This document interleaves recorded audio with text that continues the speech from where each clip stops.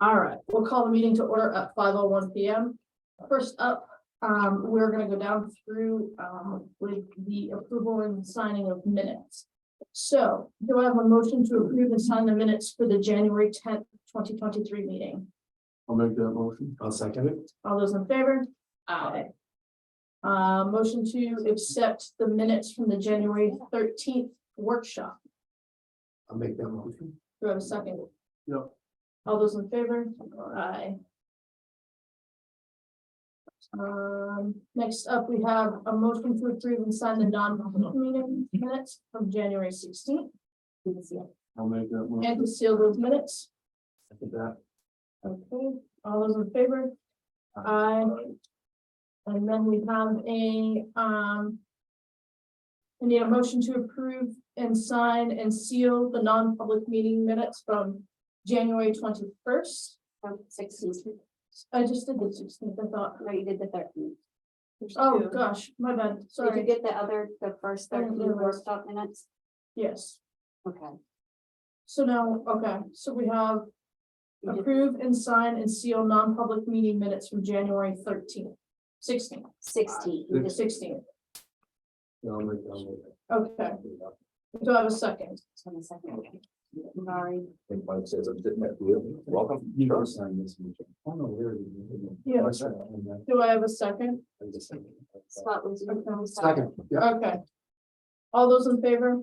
Aye. So next up, we have to approve, sign, and seal minutes from the January 21st non-public session. Do I have a motion? Yep. Do I have a second? Second, yes. All those in favor? Aye. Just one little bit of time on stuff. Yeah. And then we need a motion to approve and sign workshop minutes from January 21st. Do I have a motion? Make that motion. Do I have a second? Second. All those in favor? Aye. And last but not least, to approve, sign, and seal non-public minutes from January 23rd. Do I have a motion? Go ahead. Make the motion. All right, do I have a second? Yeah. Okay, all those in favor? Aye. All right. You're fine. Great.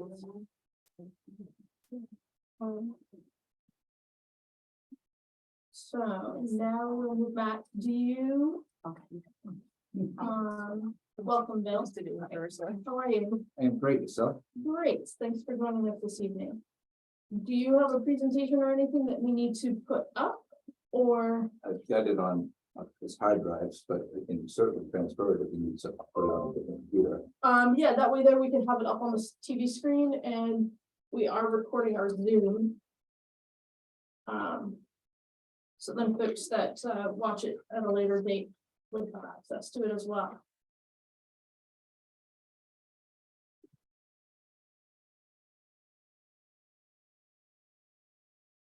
Thank you very much.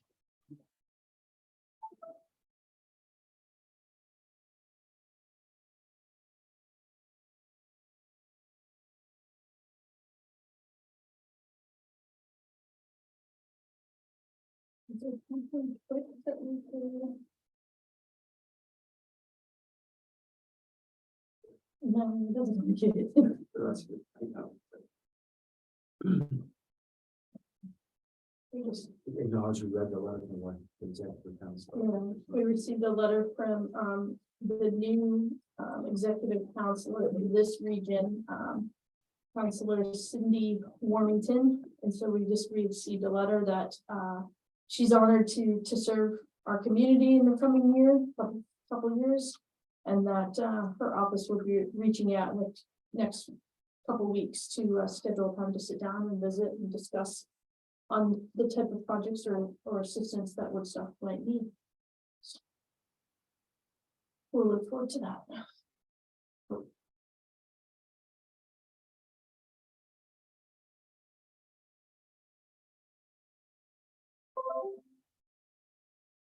We're on the drives.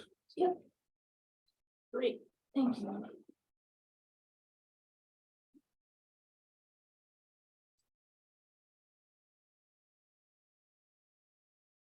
Yes, but.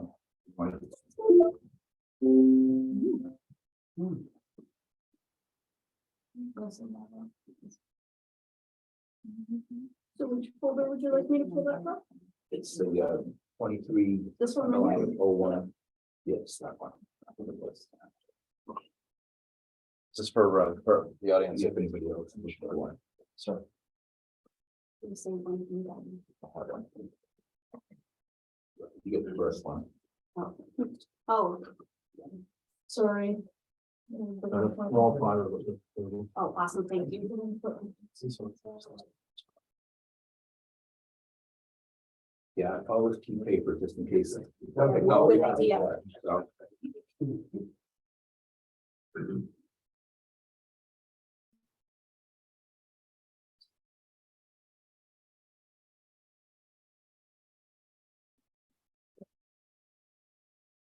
Look good? it was good It was good before. before, so I just messed it up. It didn't look like that on the screen, I apologize. Good again, okay, So you're gonna advance there or yeah, I'll advance right here, okay, I'll take your cue as best I can. in my, everybody here? My line or? Thank you, sir. So we welcome Bill Lambert from the New Hampshire DOT to speak to us today about a portion of Eastside Road down by the water wheel hill. That, Welcome, Bill. Thank you. Thank you. Thanks for having me. So appreciate the invitation to be here. The reason I was asked to come here or that prompted this discussion is Mike reached out to me with some concerns about some crashes or near crashes on the curve that you referenced on 175. And we've seen some of that stuff. I think the premise was that there were chevrons there and the chevrons aren't there anymore. And I'll go into that in a little bit, but essentially what we did since the federal manual on signs changed in 2009, the criteria for curb warning signing was changed. So we had 10 years as an agency to comply with that change. And essentially curb warning signs were based on the difference between the posted speed limit and a measured advisory speed.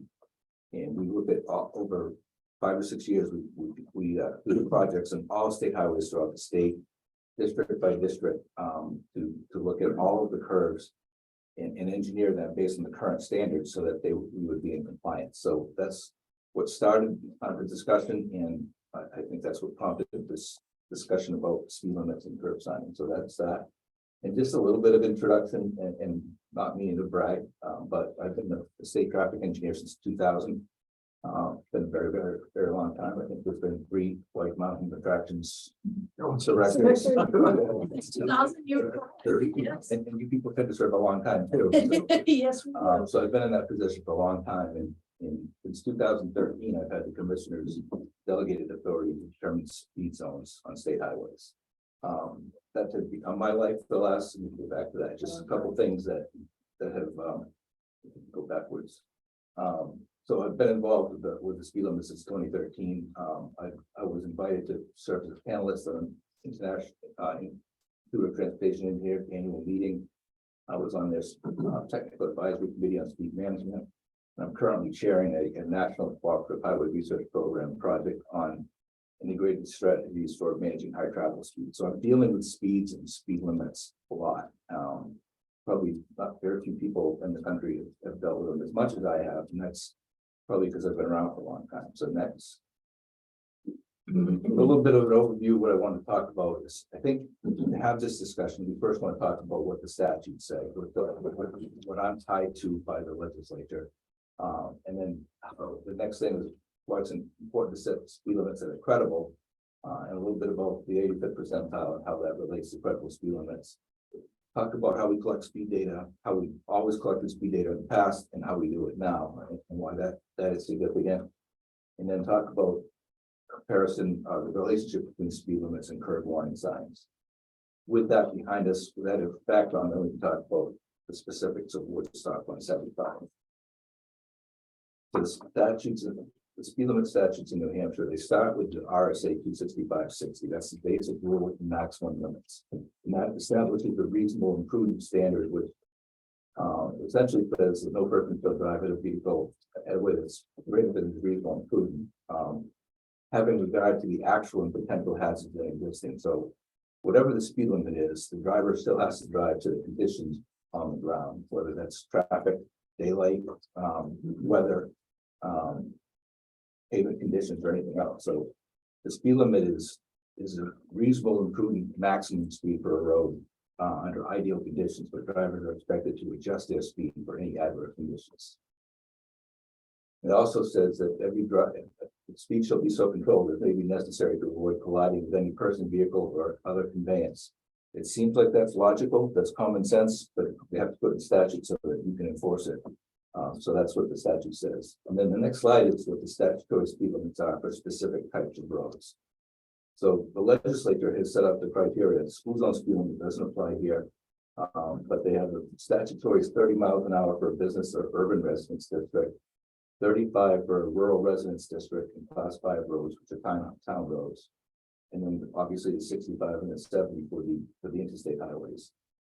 Per statute, if you're not in one of those business districts, which is like a downtown environment or neighborhood district, all other locations are 55 miles an hour. So when you see different speeds or speed limits different than that, those are speed zones that are determined by the Ministry of Transportation. Next. So the DOT does have the authority on state highways under RSA 265-62 to determine state speed zones, and was assigned to the Ministry of Transportation, delegated to my position, and has been since 2013. So next. And it's important to know that in that statute that the commissioner is not just given the subjective ability to determine speed limits, but specifically supposed to be on the basis of an engineering and traffic investigation. And while that term is not defined in statute, is defined in practice. And for the last 10 years or so, we've been following it pretty strictly. But prior to that, because the speed limit was determined by the district engineers in all of our regions around the state, there was some variety, and there was a little less because they weren't traffic engineers, they were maintenance engineers. There was some, I guess, inconsistency in how that was determined. Next. So setting credible speed limits, and while that's important, I think we all know that individual drivers control their speed according to perceived and actual road conditions. And the theory is that most people, 85%, and we'll get into that in a minute, are reasonable and prudent. Posted speed limits indicate the maximum legal speed for a specific roadway segment and should ideally be self-enforcing. So most people should follow the speed limit because that's credible for the conditions. Unreasonably low speed limits are not respected by drivers, law enforcement, and as I've been hearing, you can tell me if I'm wrong, but it goes different by district, different courts. I hear a lot that the judges will throw out anything that's less than 10 or 15 or sometimes 20 miles an hour over the posted speed limit. That if there's arbitrary speed limits that are not respected, I think that's what the public hangs their hat on, and they think that all of them are that way. So it's important that the speed limits are credible. And then what's relevant to this discussion about 175 and curb warning signs is that there's other elements that we engineer based on the posted speed limit, and that includes curb warning signs and passing zones. Those are two pretty significant elements. And then guardrail limits and other things that are determined based on the posted speed limit, because we don't, until recently, we didn't have data as to what the actual speed on any given road was. All we had, or we had to kind of go by, was what the posted speed limit was. So the elements of an engineering and traffic investigation, what we consider the most important part of it is the speed study. So we measure the speed on the highway. I get into how that's changed recently, but we determine what the actual traffic speed profile is. We also look at highway geometry, including the roadside condition, present parking, bicycles and pedestrians, traffic volumes, and crash history. Federal Highway Creative Program, that's public domain, that it's called US Limits 2. We input a lot of this data into that program, and they come up with a recommended speed limit based on similar highways around the country. Thanks. It didn't change. There it is. It did now. Okay. This is the way. So the 85th percentile speed is industry standard for speed limits, and actually Federal Highway says that speed zones other than statutory speed limits should be within 5 miles an hour of the measured 85th percentile speed. The premise is that traffic speed doesn't necessarily change by the posted speed limit. Traffic speed is based on all the conditions that drivers perceive on the road, the traffic volume, road condition, the comfort level of the speed. So the research that was done in the 60s by David Solomon compared the relationship of that speed distribution to the crash rate, and the crash rate as compared to the offset from the average speed. What they found is that the lowest crash rate was around the 85th percentile speed. And that research has kind of been the reason that we've been setting speed limits around the 85th percentile since that time. And the premise is if you can set a speed limit that captures 85% of the people, then your enforcement concern is on the 15% that are above that. So if you look at a bell curve, most of that bell would be compliant with the speed limit, and then you're enforcing the tail end of the bell on the high end. So that's the premise of the 85th percentile speed.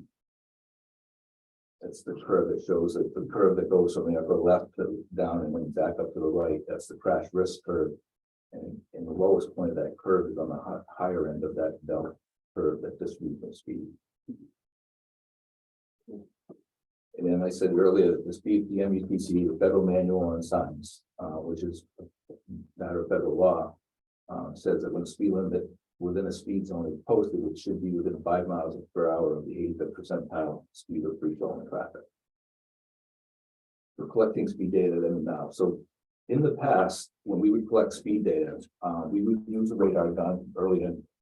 Back in the day, we would have somebody in a car sitting inside the road with a radar gun, and they would try to get at least 100 samples of free flowing traffic. Of course, that's biased by somebody that comes around a corner and sees somebody sitting on the side of the road, and radar detectors might bias it. But what you end up with is, and the other two ways that we would get is the rubber tube that we pull across the road that are connected to a traffic detector, or we'd have some roadside radar devices.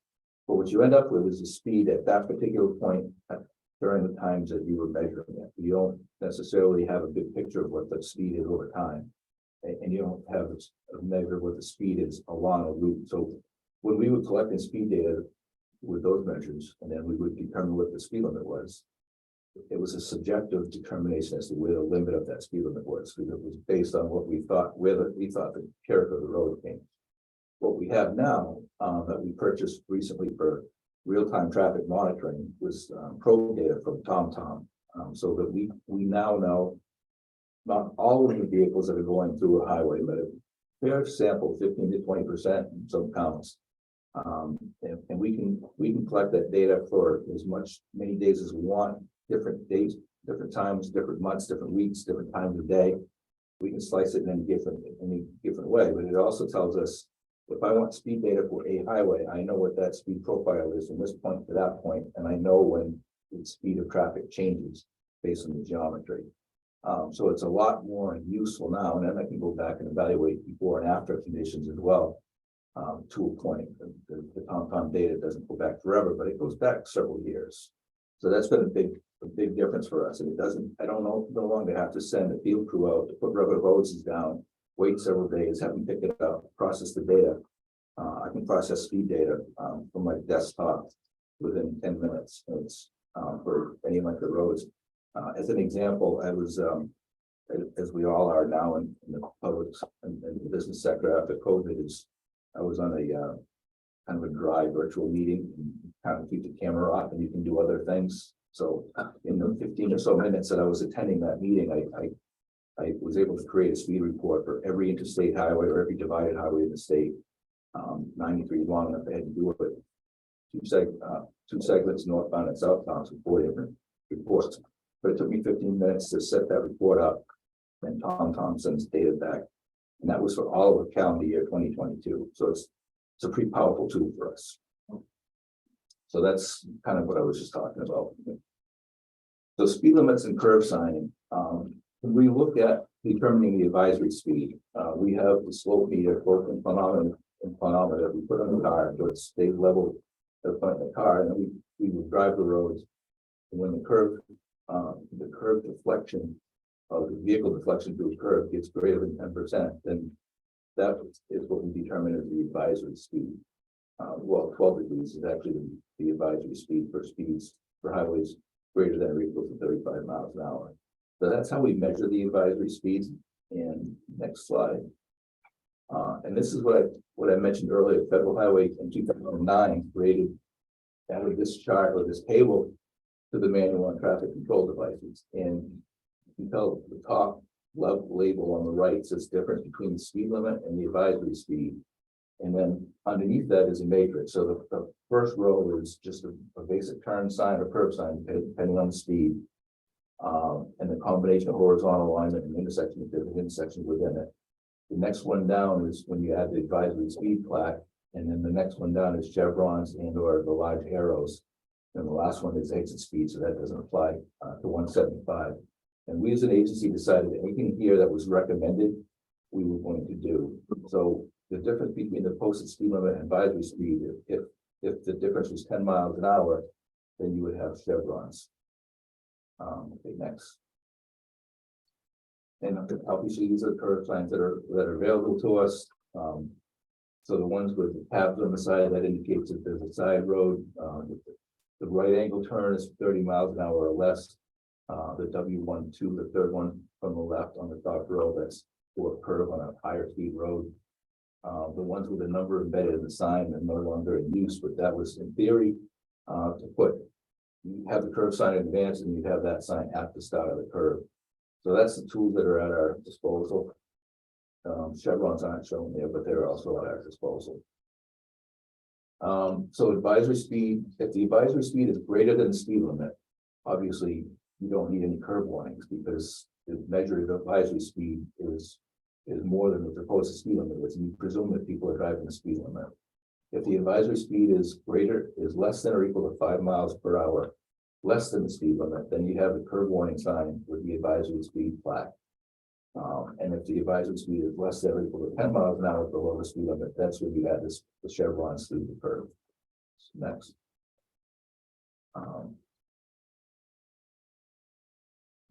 So with Woodstock 175, we had a similar discussion on speed limit and in not necessarily curb signing at the time, but it was a police officer in Thornton that had asked for reminder 35-mile-an-hour signs, and that kind of throws a flag up to me that if you need reminder signs, then it might not be the credible maximum.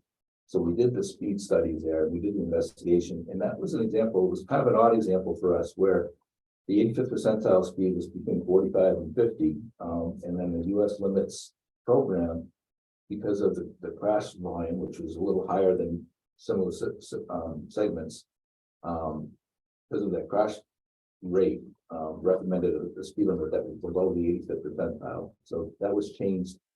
For all of 175 in Thornton was changed to 40 miles an hour in 2017.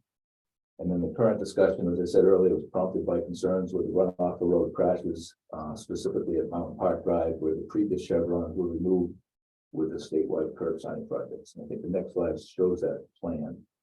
So this is the plan that we had done with our projects, and you can see underneath the circle at the top when we replaced the curb warning sign, it's the right angle turn, which means it's 30 miles an hour. And you can see the advisory plaque, if you can read it, that says 30 miles an hour.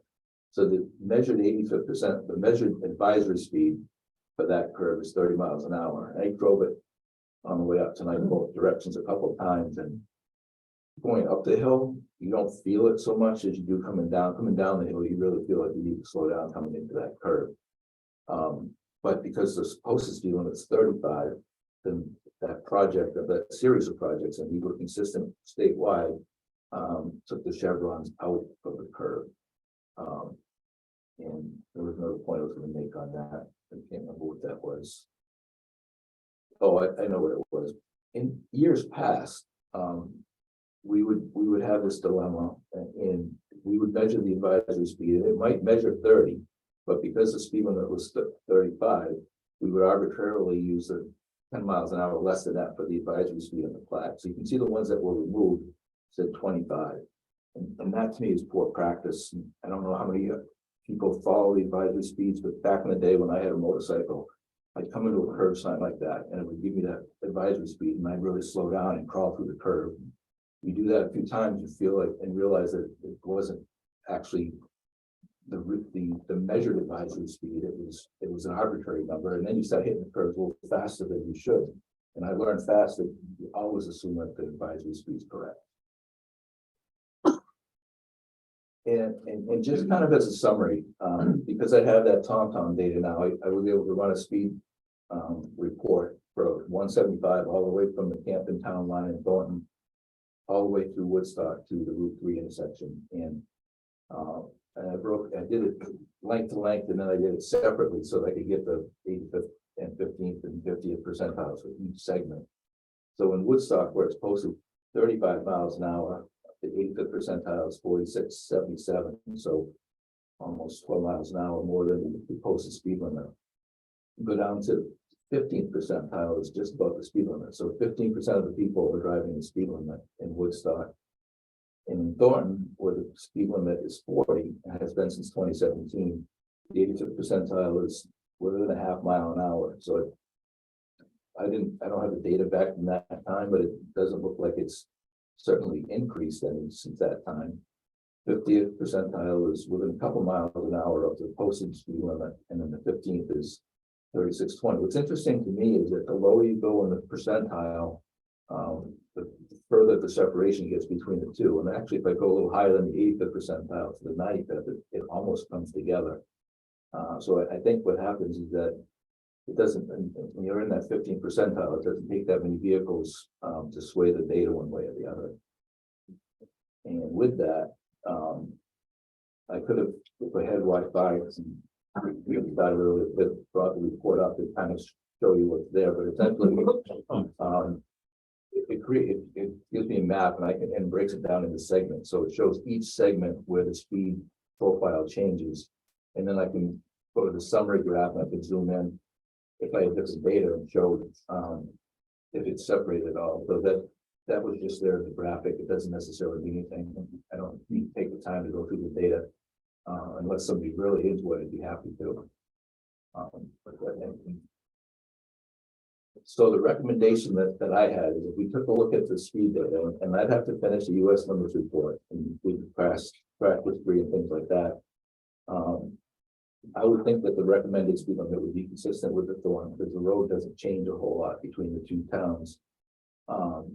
It would be 40 miles an hour, and at 40, we look not just at the subject curve at Mountain Park Ride, but other curves along the route to see if in the other curves need more curve signing than they already have. And I did note that the passing zone that's out there now, that I've been the traffic engineer for 23 years this year, and that speed, the passing zone that goes so on this side of Triple I Road, that starts in a narrow part of 175 over a bridge. It's always bothered me that we had a passing zone on a bridge, but it's one of those passing zones that we call a cross switch, because you can pass in the southbound direction and then immediately changes to passing in the northbound direction. So there's no single broken line between them. So what that says is that it's got the minimum passing sight distance for the posted speed limit. So if the speed limit went up 5 miles an hour, that passing zone would be gone because it wouldn't have adequate passing sight distance. So that's my recommendation.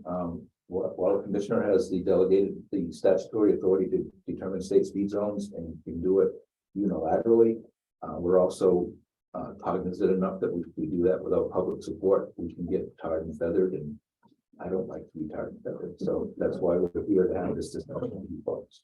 Great. Very good. Thank you so much. Next one.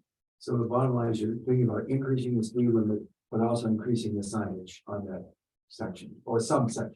At least that curve for sure. Yeah. Chevrons would go back, and there may be other curves along that route that we have to go back and look to see if they like I showed in Thornton, the speed limit went up in Thornton, and the speed doesn't seem like it's gone up in 6 years. It's people drive what they're gonna drive. Exactly. Yeah.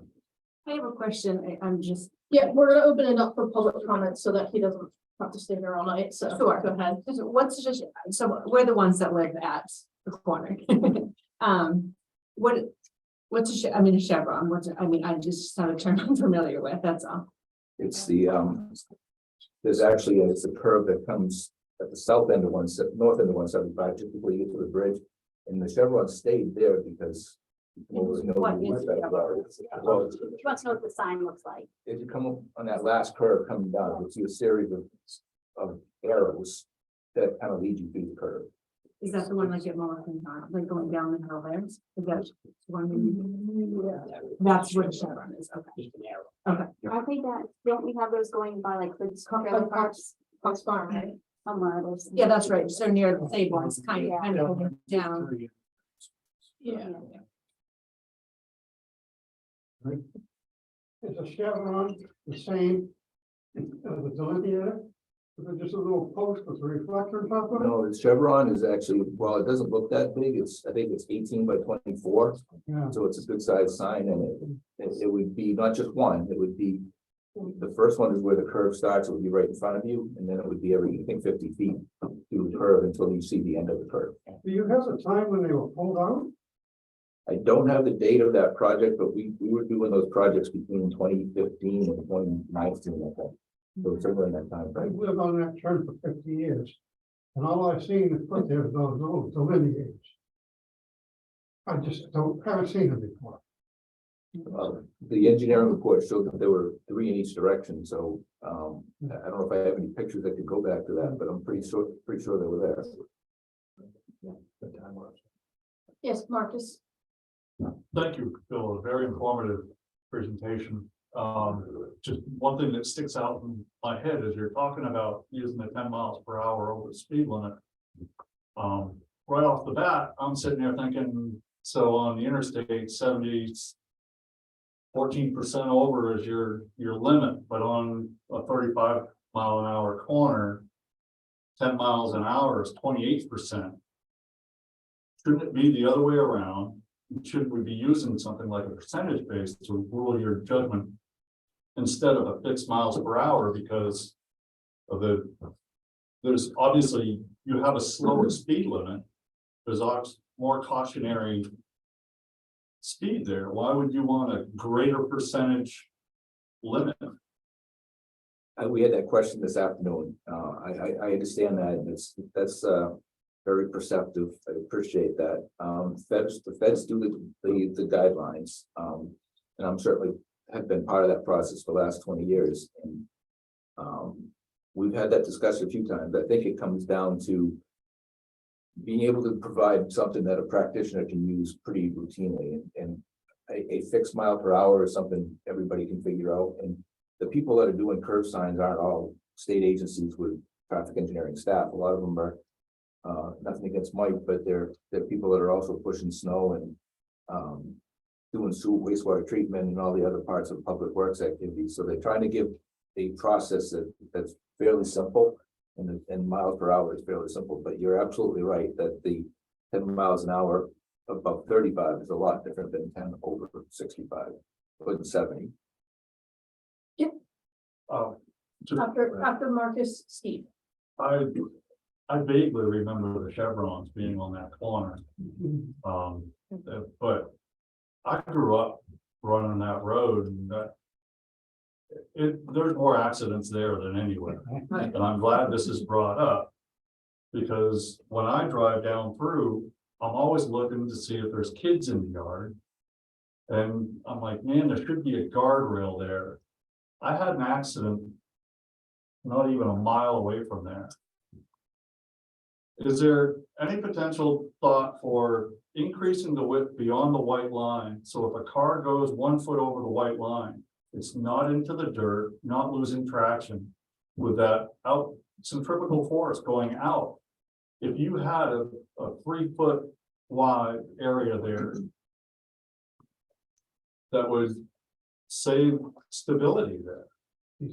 The sand on that shoulder is very, very loose. That's where a lot of them I know that up there. Yeah. You sink in there. I could share that with our paving and our district personnel.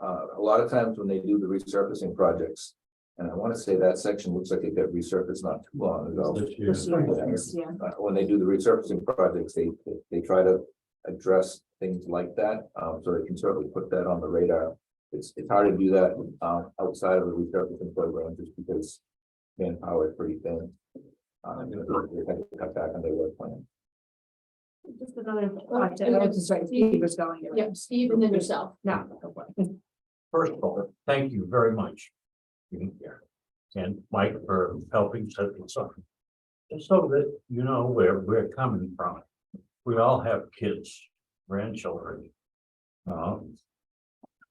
Ernie working in his garden. There have been so many accidents there. And I think Chief of Fire Department could probably add to this, as well as Chief of Police. That it's a miracle that somebody other than a driver hasn't been hurt. I mean, drivers have been hurt to the point where dark helicopter ended on that corner in this field and flew one out of there. But if you look at the, I think what you call here, highway geometrics or the crown of the road, if you look at that corner, if you're coming down the hill, the crown starts and continues down the hill until just before you get through that corner. And because of the crown of the road, Mike and I talked about this. You got a motorcycle over on the right-hand side. The road is banked the wrong way because of the crown. And just straightening that out. And maybe it would be ideal, you know, we could put a couple of Chevron signs up there. Somebody's going to get killed, and I don't want it to be one of my grandchildren. Yeah, the bank pavement would be in the same pavement project, so unfortunately, if we just paved it, it's gonna be a few years, a number of years before we come back to it, but I'd certainly bring that to the attention of our. And we ride these roads with a van, so we typically will understand where the roads aren't banked in the right direction, and they try to correct it as much as they can. But again, if you pick that bank up, now you gotta make that back that dirt up, and then that tends to go outside the right of way sometimes, right? But I would bring that there for that. And I think, again, I want to thank you. I think this certainly gets the ball rolling. But I don't think we're gonna solve it tonight. Chevron's the price of Chevron, and I'll put 3 of those flipping things on the corner. And I would be willing to bet money the accident numbers would drop. How many of you had in your yard? Oh, I'd say the year of COVID, I started keeping track 2 years ago. I write them all down now because I wanted to have something if, you know, we ever got anywhere. So last year we had 8, the motorcycles. This is just motorcycle. We've already had 3 in January come through the yard.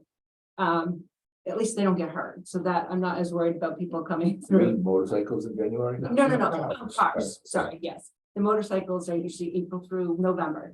We have had a motorcycle fatality, is why I asked. Oh, really? Okay.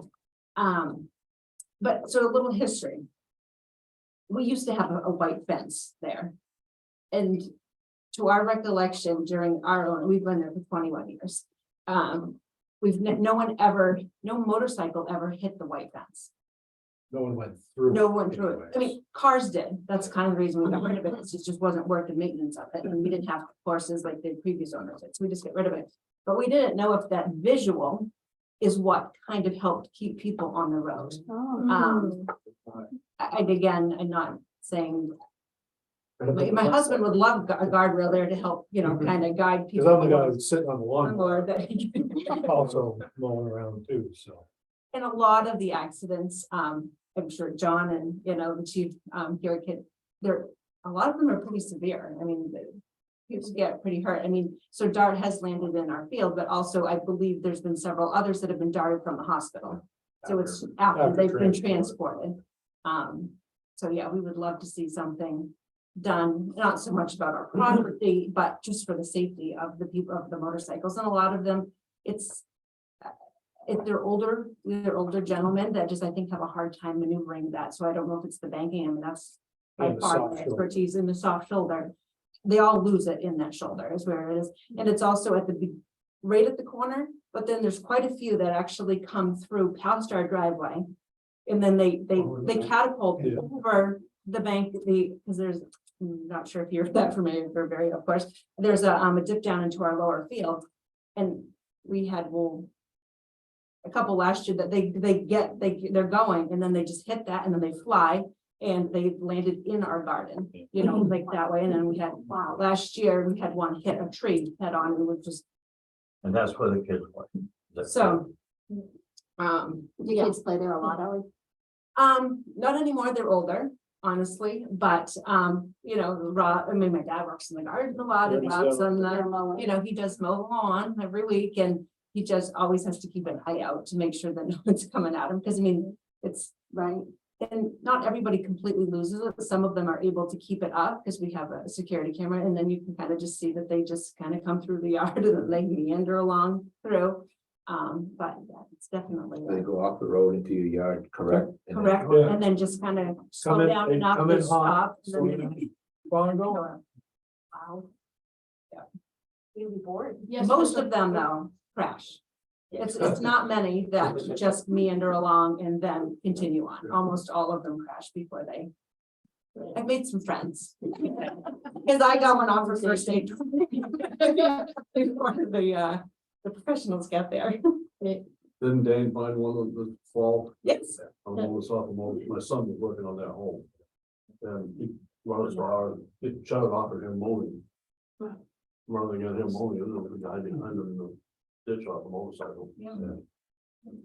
Yes, Mr. Holtzman. I don't think I would recommend guardrails. Because you go from motorcyclists limping off the driveway to being carted out with their legs chopped off at the kneecap. But my thought would be if, I mean, I'm not saying we're gonna get guardrails, because I guess, but if that visual is there, we never had anyone hit the fence on a motorcycle, so I didn't know if the visual is what helps guide them. Or did the banking percentage? Was it all change, road or- bed or was there combination of road bed? Having a fence there with a visual Right, cue? something changed. Yeah. Except there, motorcycles, they say are not ourselves. That's the answer to the Chevron, that's visual. Yeah. Yeah, sure. Great. So thank you. Unfortunately, I kind of put signs in the same category as crosswalks. You can't. Common sense doesn't come along with the sign, as well as crosswalks. I mean, that when it was requested that we put some extra ones in the middle of North Woodstock, the point was made that crosswalk is not an invisible force shield. It doesn't protect you. Common sense protects you. But not everybody pays attention to what goes on in crosswalks and signs. So the one exception to signs that I think is helpful is the curb warning signs, because there's a lot of what we call occasional hazards, like pedestrian crossings or deer crossings or moose crossings, that you go by them 1,000 times, you'll never see that hazard, but a curb warns you of a hazard that's there every time. So that I agree with you for the most part. We maintain a lot of signs that other people look at because they're not very useful. But curb signs, I think, can be pretty effective. So at this point, what would be our next steps to kind of looking at, oh, okay. Go ahead, John. Okay. Fire chief, I got records of, for the last 10 years, we've been down there 20 times. Also, why can't there be a lower speed limit at that? Is like when Connector Road in Lincoln, it goes from 30, and then as you get close to the curve, it goes to 50. And why can't you lower the speed? What is limit? this? Connector road. Connector Road is like, yeah. Route 3 and 112. Goes under the underpass. Yeah, I know that it's back way into the signals. Right. Speed limits for short segments are really hard to get people to follow. It's an example would be, well, one of the, I guess, posted children of speed limits that are wishful thinking are 112. If I keep going west to April of that. There's a whole section of 35 or 40 miles an hour following the river. And if I look at the regulation that was done 40, 50 years ago, it says because of the curvilinear nature of the road.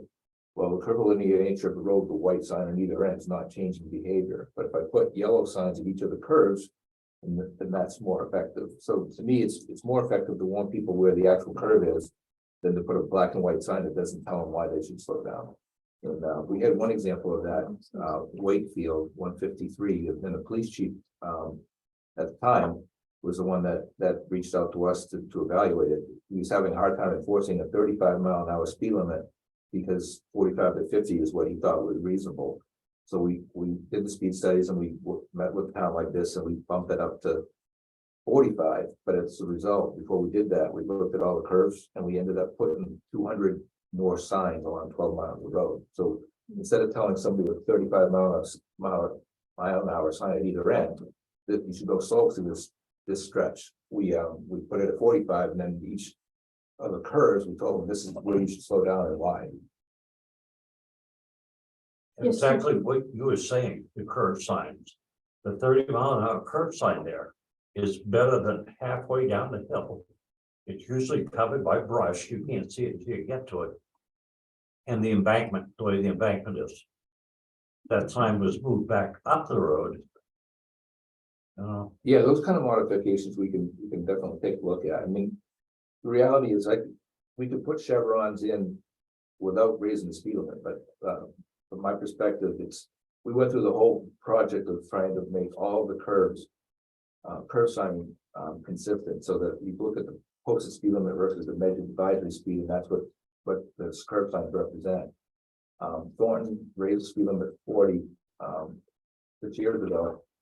Speeds haven't really changed in Thornton, so I think if we move the speed limit to 40, and I get the commissioner can do that, but I'm not going to do that if the town has a problem with it.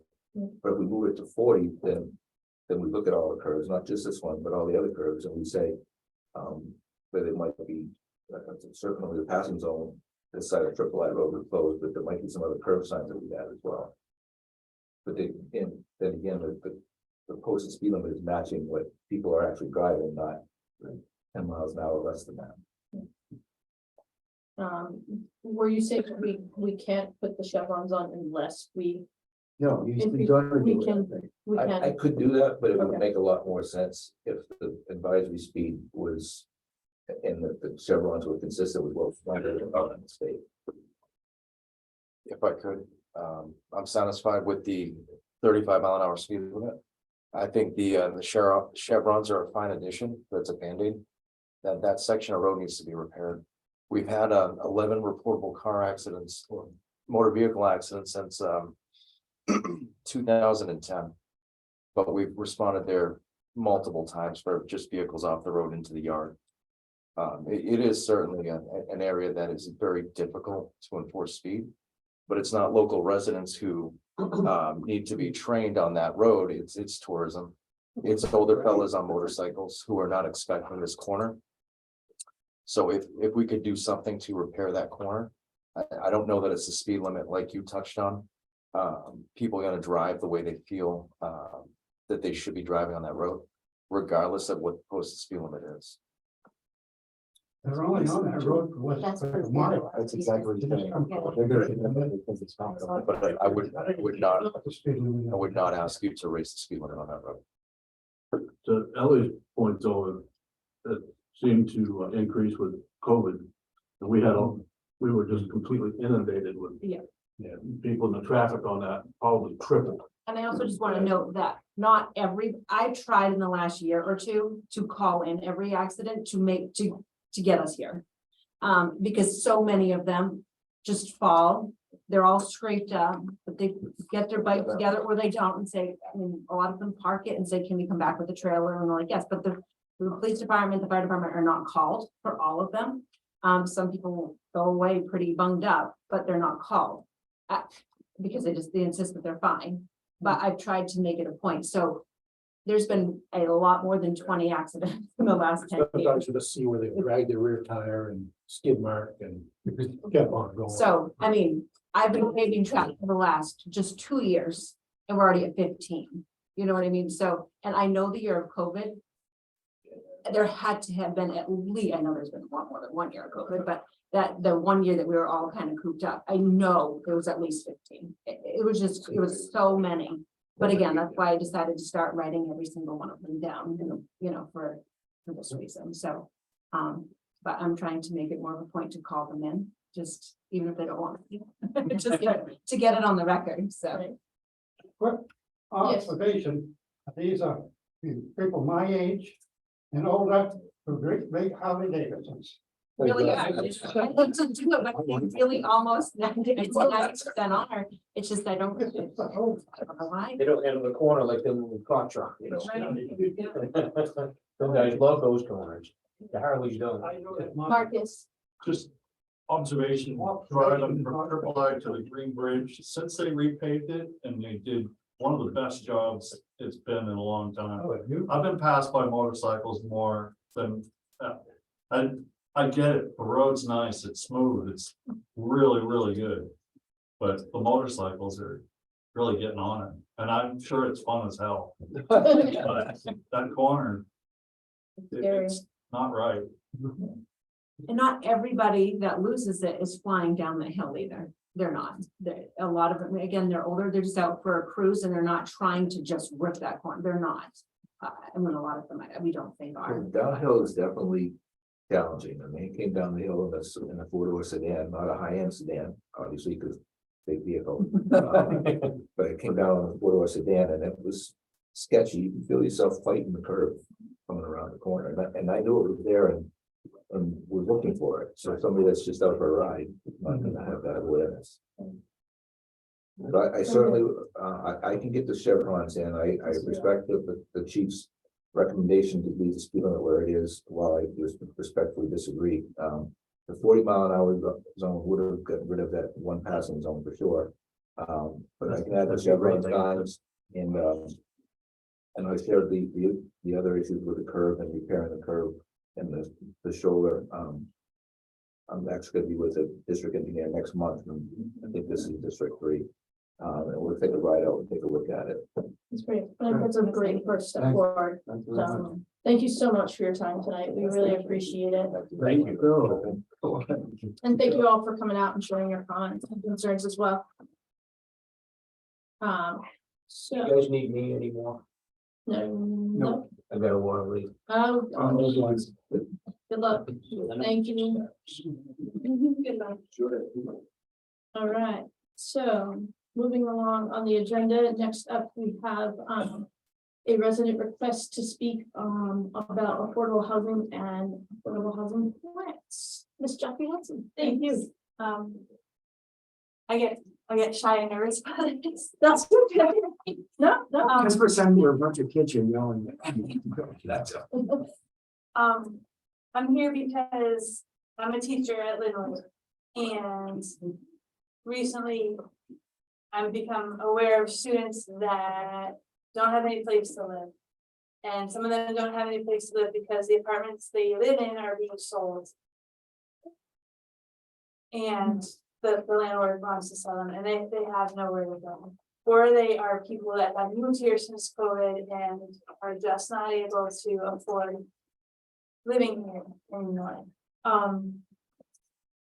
So it's basically what motivated me to come here. The last news I got of a family that's being displaced, like it just bothered me so much that I wanted to start to learn more about it. I think I'm sure you're even more familiar than I am with all like pay rate realities.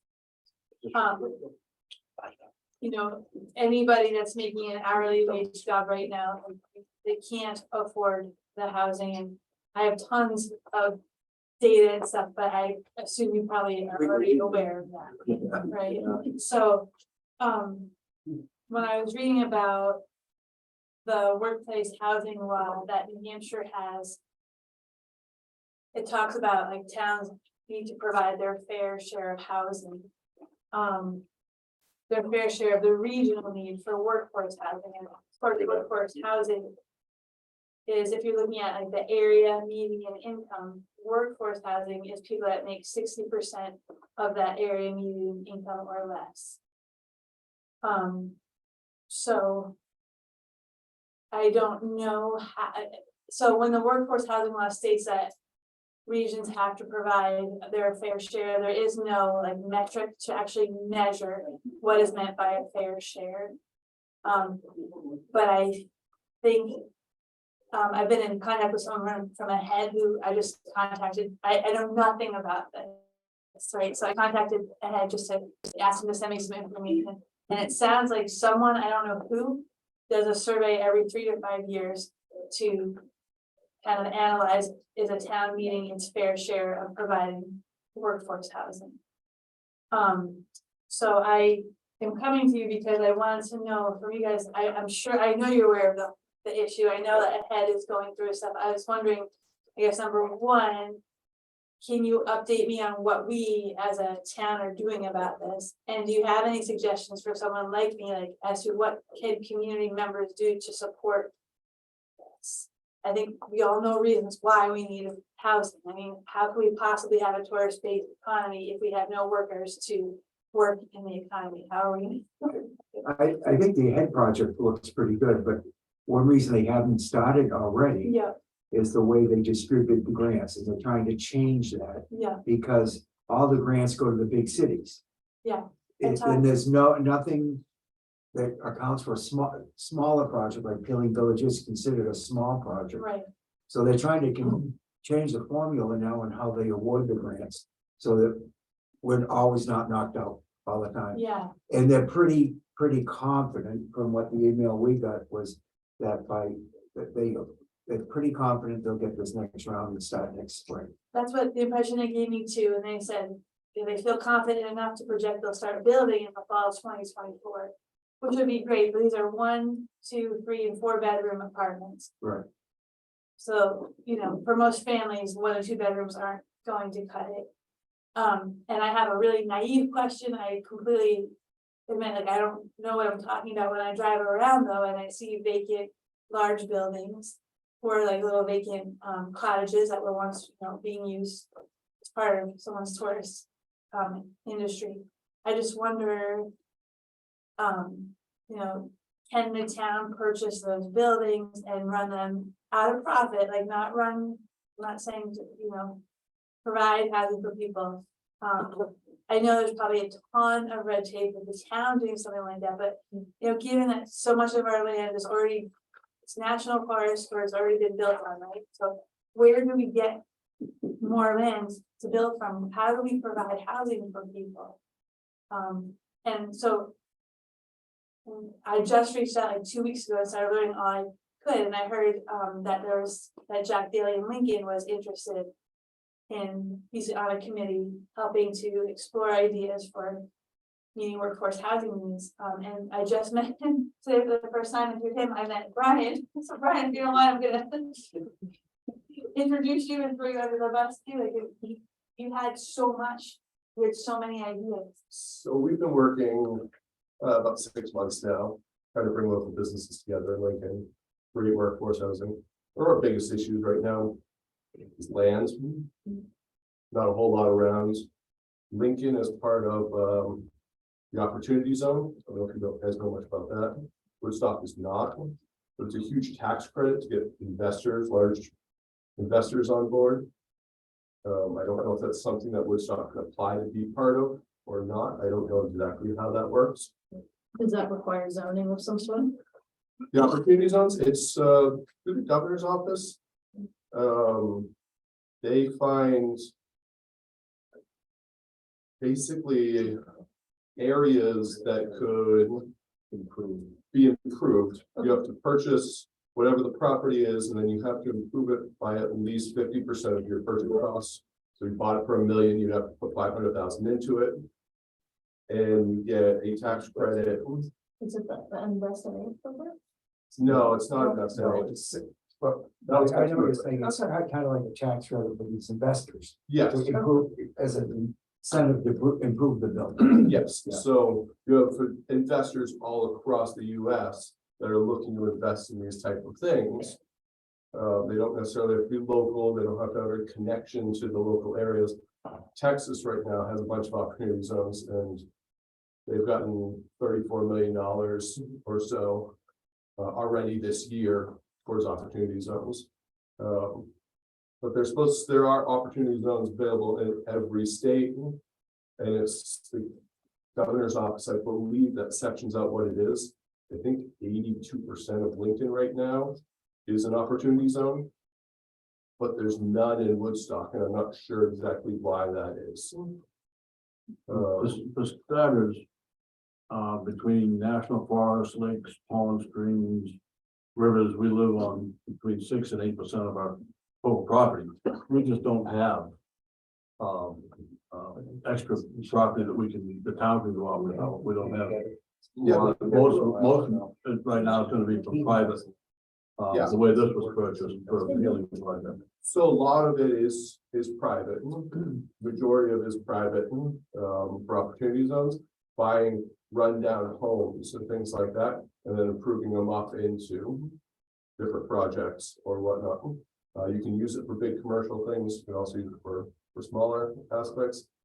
Driving through, I've been in the Lincoln Woodstock area now for less than 5 years. But driving through, seeing stuff up by,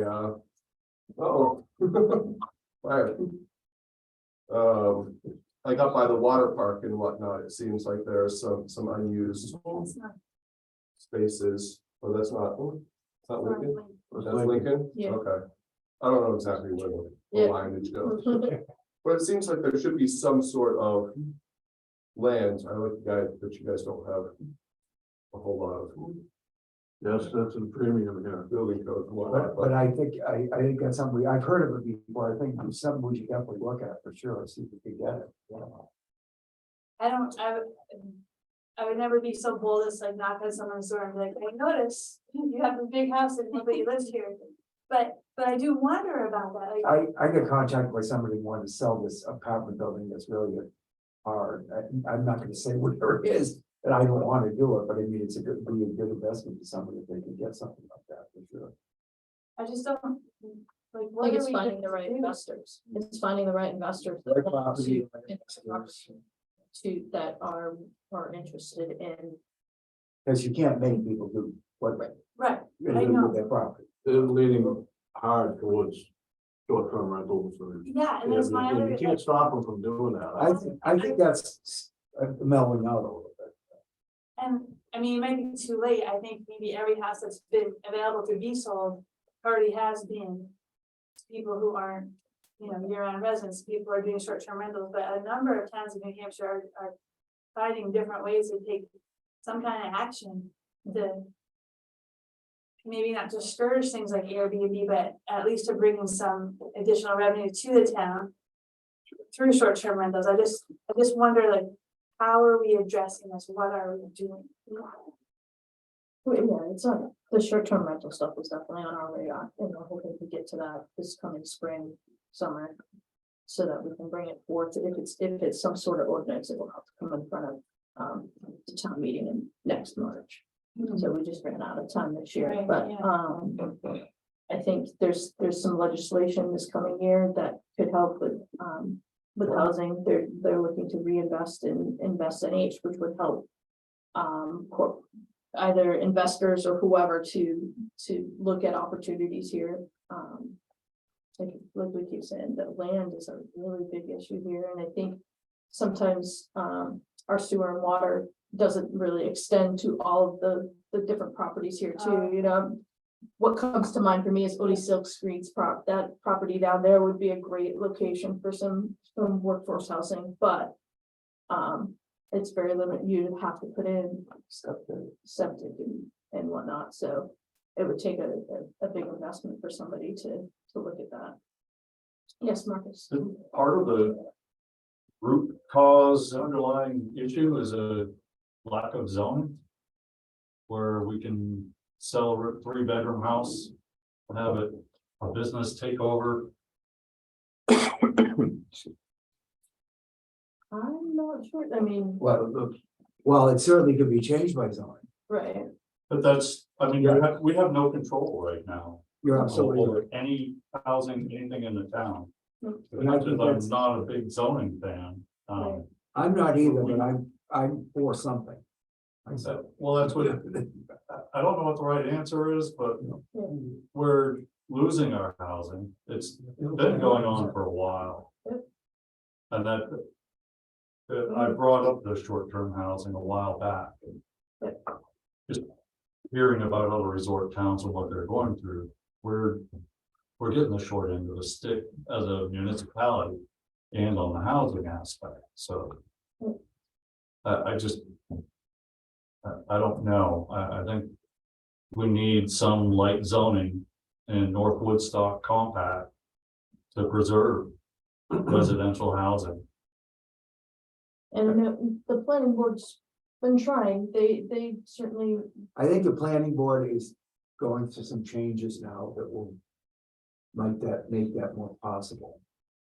And I think the town's going through some changes now too. It was so adamantly no zoning, no zoning, no zoning, and now people are maybe thinking maybe a little bit of control there's is some good. basic, Yeah, basic zoning. basic laws or Not basic. telling you every single Right. thing you can do. There's only 6 communities out of 130 in the state that don't have zoning. And one of them is us. So, Well, I've read Waterville's list on. no, we don't want Waterville, and probably not Lincoln's either. I didn't know if you could get that detailed, but. But you know, the trouble There is, is some aspect of Oh, yeah. regulation that. but then you get it, when you get into the zoning, it's pretty complicated because there's so many interests, people, I have my interest, you have your interest, everybody has a little piece of the pie they want to protect. And so it gets to be really hard. I was told whoever chairs the zoning board is the winner. Yeah, exactly, yes. I don't know. I guess I would just add that it's such an interconnected problem. It absolutely affects our community, like what I would envision as a healthy, sustainable community that raises children that want to be able to live here. And without going too much, I'm not gonna talk about school much, but I mean, it's huge, and we're already facing declining populations at our school. And I just I need opportunity for people to stay here. Oh, yeah, Between both communities. Absolutely. And when you think about, zoning questions, like, do we, it's an individual question, but like, do you come at things from an individual point of view? What's your right to do, or are you community minded? Do you want a healthy community that's, good point. That's, and yes, exactly. there's no wrong or right answer, everyone has an opinion, but Exactly. Right. And I think as we go through next year, I think it's gonna be a lot of conversations on that in the planning board and things like that. So, and it would be great if you came in and, Yeah. yeah. I wait till after March. Yes. That's honestly, because it'll change probably some. Yeah, But so you don't get frustrated. yeah. Okay, so like Josh. Well, thanks. No, thank you. Thank you for sending in your concerns and certainly thinking about the community as a whole. And our students and our residents. So, thanks. Great, and thank you, Brian, for your input as well. All right. Anything else on that? Okay, so we will move on to the warrant for the March town meeting. Okay. Judy, take it away. I thought this was tomorrow. Oh, this is your public hearing for your warrants tomorrow. Oh, You're okay, going to all right. Vote to sign this warrant and send it to public hearing. Okay. Okay. And it's different than when you first saw it, so it's coming back before you because it's been through legal and it's been through DRA now. It's just the changes we talked about. Yes, so let's start with article number 3, the fire truck. At the public hearing, there'll be we will be asked to change the verbiage that you originally saw for payments. Will start in June of 2025, and payments will begin in 2024. Okay. So it's reflected in your warrant here. It was advertised differently. It doesn't change per legal and DRA because we're not changing any financial numbers. You will just make that change in your public hearing. And it looks like it needs to be a ballot vote now? No. Well, yes, ballot vote.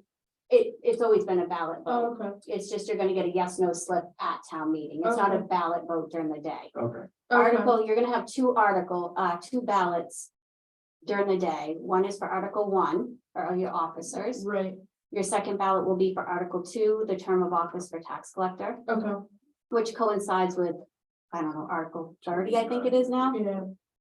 It's So just a why does formality, Article 3 say the polls must remain open for 1 hour? because from the start, you have 1 hour from when you open the polls. So Ken will probably move that article, well, he'll start it right in the beginning, Okay, and it will be open until 8 o'clock. Okay. So say you're all done voting on all 34 of your articles, okay, we're gonna be there till 8 o'clock, because they have until an hour so to he'll vote. bring that one, back. Okay, all right. Understand, thank you. Okay, so, Article 4 is your operating budget, which changed from what I originally gave you because, DRA moved around some money. So you were originally presented with 4,613,821. Mhm.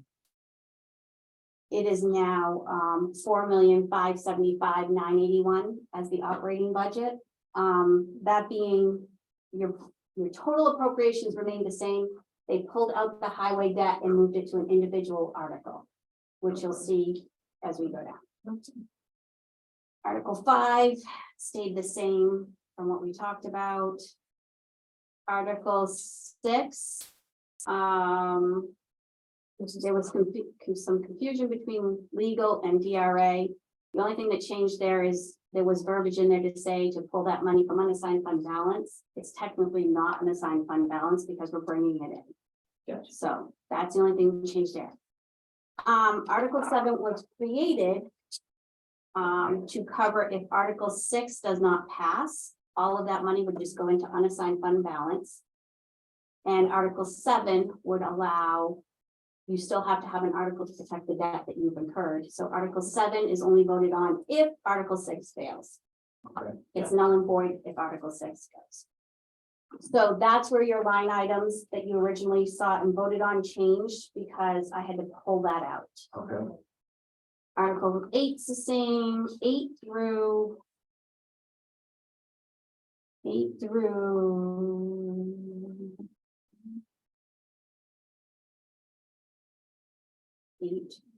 Through 24. through 26 are the same.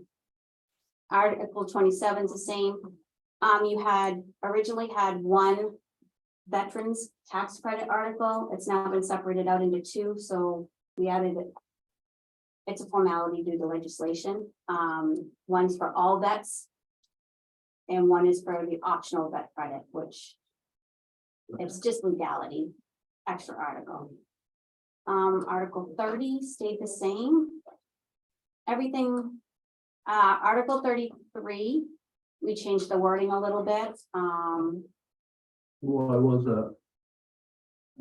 Just, why did Article 33, I think it was just, what did we change in it? we changed it from to allow climbing safety bolts installed. Before it just said bolts, I think. Oh, wait a and minute. You can tell me. And it said illegally, and that word wasn't 100% accurate. It was more so, it was without a prior authorization of the town. What's the it difference? wasn't illegal throughout part of that. Yeah, I see what you're saying. Yeah. Yeah, Okay, so you're Yeah. good. So that being said, I have provided you also in the next line your actual budget. The MS 737. Yeah. That would be variance. So the nice part about this is, remember, we have been going back and forth and we really wanted them to find a spot for us to be able to show that the capital reserves were coming in. Yeah. Oh, well, that's the other thing. The sewer and water capital reserve articles. At that time, they still weren't able to allow me to bring that money in so that people could see it during town meeting versus how I do it in the MS 434 behind the scenes. yeah. So we changed the language of those articles to specifically say that it was coming from user-based funds. Okay, good. But between that day and today, like a half an hour ago, they did get that fixed and they gave the ability to Jamie, who is our DRA rep, an override button. So now you will see the actual capital reserves coming in on your revenues of your 737. So it comes from, it shows it comes from the water and comes from the city. It's, she has to do a special, but she's gonna be able to do it, so it's reflected. So that being said, it changed your estimated revenues. And it changed your amounts to be raised from taxes. Because we usually do like an adjustment in the fall. Mhm. So it brought that number from 3 million, your estimated revenues, it brought from 3,087,729 up to 3,257,730. With estimated taxes to be raised, 2,934,666. The original amount that I presented to you was the 3,100,466. So I just want to be very Okay. transparent that I've changed numbers here. Ultimately, it's all the same. Right. So your budget is up roughly 300,000. Tax-based budget, to be raised by taxes. So unless you have any questions, I would take a motion to approve the warrant and sign the warrant to go to public hearing tomorrow night. I'll make that motion. I'll second. All those in favor? Great job, thank you. A lot of work, Judy. Just So we're gonna send around 4 copies if you guys can just sign on for, okay. And watch where you're signing, please. Do you guys have any other business? Or business? Do we have anything additional from the public, this evening? For item from the agenda, is it? done? Having a COVID thing Friday? Yes, Okay. Friday the 10th, And, okay, right here, right? right in Jack, this building, yep, Okay. 11 to 3. I've been putting it off. Awesome, we're gonna, Good. we say I they got go mine. shots. I got mine. Thank you for having me. That's Great. Yeah, spread the word. And actually, I have to go down to the state. I'm in Concord tomorrow, Thursday. And on my way back, I'm stopping at a warehouse and they're going to be giving me 300 tests put out here as well. So This is if anybody needs any, You're not gonna get a shot. Great. huh?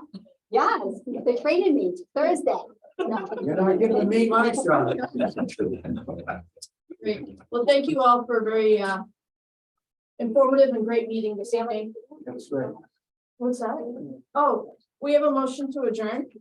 At 6:18. Thank you. All those in favor? Aye. So. Thank you all. Have a great night. Good meeting. Positive. Thank you. Harvey. Pleasure.